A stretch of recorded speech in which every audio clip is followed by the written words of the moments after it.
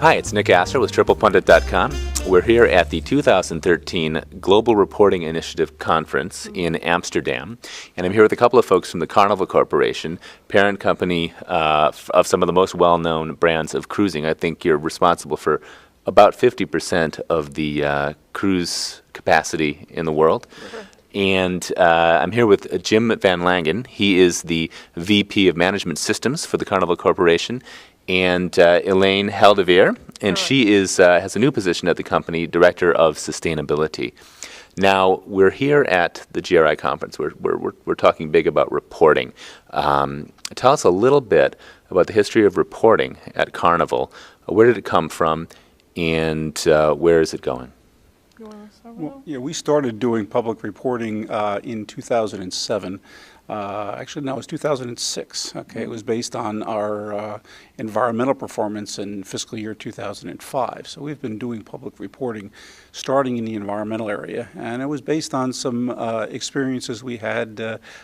We were on probation with the U.S. government for some environmental issues that we had, and as part of our plea agreement, we had to report to the federal government. But when we got off probation, we continued to report publicly. It was, in fact, it led the foundation, or formed the foundation for us to begin reporting in a public fashion. We evolved over a period of the next approximately 4 to 5 years from doing simply environmental reporting to doing full GRI-based sustainability reporting.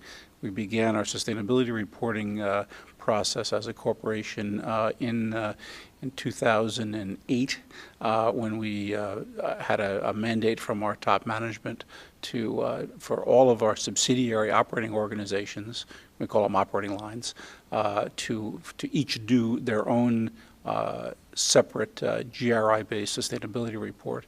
And we did that for all of the organizations in 2000. We issued them in 2010 for fiscal year 2009.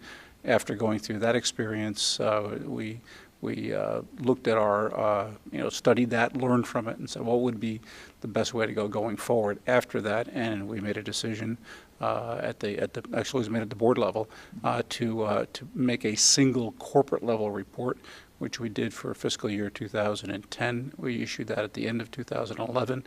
So that was the first time that we had done it, and we're very proud of that effort. It was a 100-page, I won't call it my masterpiece, but it was something that we worked very hard on with the assistance of all of our operating lines as well as our team at corporate.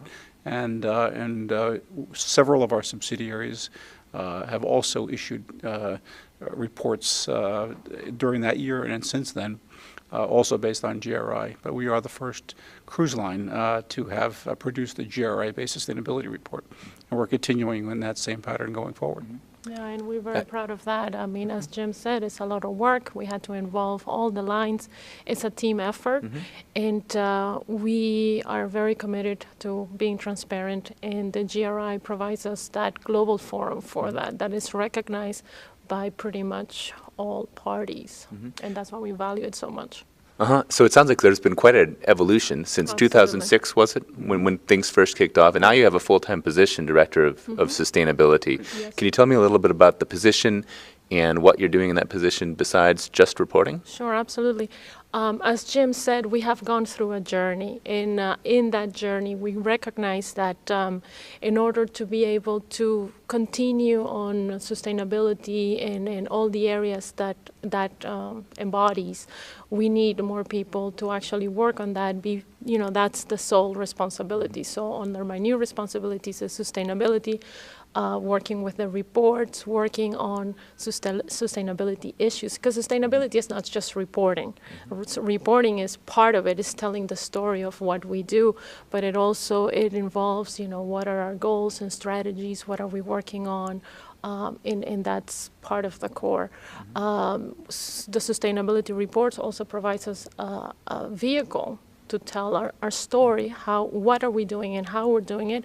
But we also receive a lot of queries from the public, from NGOs, and that's also our responsibility within the group.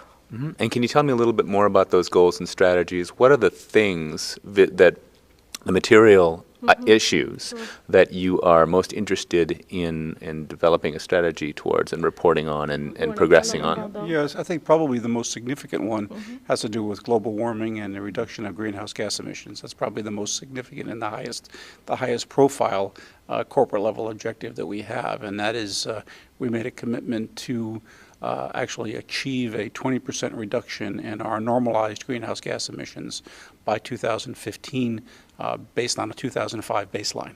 And we are well on our way to achieving that. We're going to probably be done early. We expect that because of the efforts of not certainly our organization, we're the reporters, but the efforts of particularly the technical management and the operations management in our subsidiary organizations, we're going to be achieving that goal. But it's a very significant one from a global warming and greenhouse gas emissions perspective, but it's also a very important financial aspect because our greenhouse gas emissions are directly related to our fuel consumption. And with the types of fuel that we're required to burn now by regulation, and with the high cost of petroleum-based fuel products around the world today, there's a huge financial incentive to reduce our fuel consumption, which is one of the things that's helping us to drive it. We're achieving a sustainability objective and also achieving a financial objective. And as everybody knows, in order to achieve sustainability objectives, you have to make a good business case, and this is one where there's an excellent business case for it. So we're pretty proud of that. We worked very hard to set the goal, to actually get the organization to agree to a goal. It was a hard work. We did that about 4 years ago, and but now that we've set it and we're well on our way to achieving it, it's been a worthwhile endeavor to go that way. Excellent. So you started out, your process began with compliance. It's not uncommon that companies start with the need to comply with some kind of government mandate or something else. But since then, you've issued quite a number of reports. You've got the full-time position, and you've talked a little bit about the business case and how a lot of things like carbon emissions can ultimately save the company money on the bottom line as well. Are there other ways that reporting has paid off for you, either financially or otherwise, that you're keeping track of, that you're excited about, that are motivating you to continue reporting? Well, it's a way of using indicators that are recognized globally, and that's why one of the reasons why we use the GRI, because you have to understand the context of how where do we fit in the big global picture.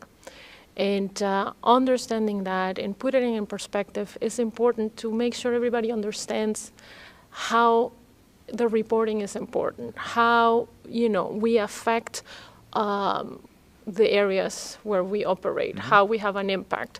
And that's where reporting comes in very good, and it helps us a lot in terms of telling our own story, because we know what the issues are, we know what we're doing better than anybody else. So it's actually building on transparency, and that's very important. We talked today and yesterday and all the sessions in GRI, how transparency is key, and we've been working with transparency for many years, so we know the concept very well. So the reports represent that, and it's very important.